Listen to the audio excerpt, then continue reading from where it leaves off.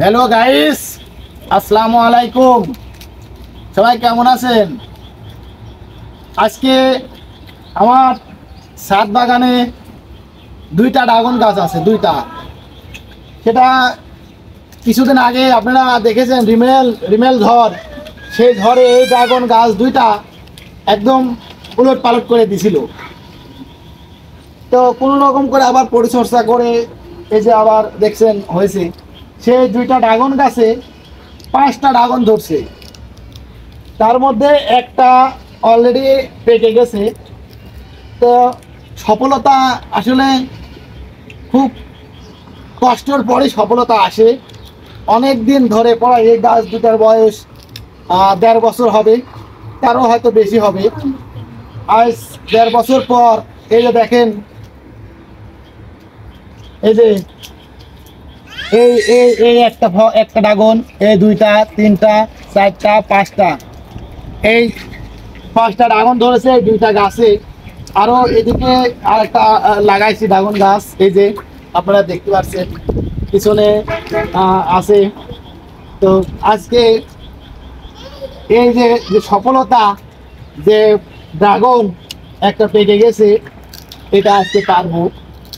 তো এই যে এটা কিন্তু পরিচর্যা করতে হয়, পরিচর্যা না করলে সম্ভব না। তো অনেক প্রায় 1.5 বছর পরিচর্যা করার পর এই যে 5টা ফল পেয়েছি।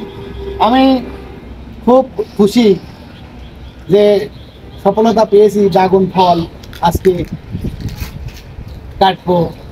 তো চলুন দেখেন ড্রাগন আসলে কিভাবে কাটতে হয় তাও কিন্তু জানি না, নিজে নিজেই এই যে এখন পারবো। দেখেন এর সাথে অনেক যেহেতু অনেক পোকা। তো দেখেন এই যে দেখেন আপনারা যে এই যে একটি ড্রাগন অলরেডি পেকে গেছে, কিন্তু এর ভিতরে অনেক পিঁপড়া, মনে হয় না যে খাওয়া যাবে। তারপরও আপনাদের দেখাবো, কেটে দেখাবো যে ড্রাগনটা ভালো আছে কিনা। তো এই যে ড্রাগনটা পারলাম, এখন কাটে দেখি কেমন পাকেছে কিনা, লাল হয়েছে কিনা।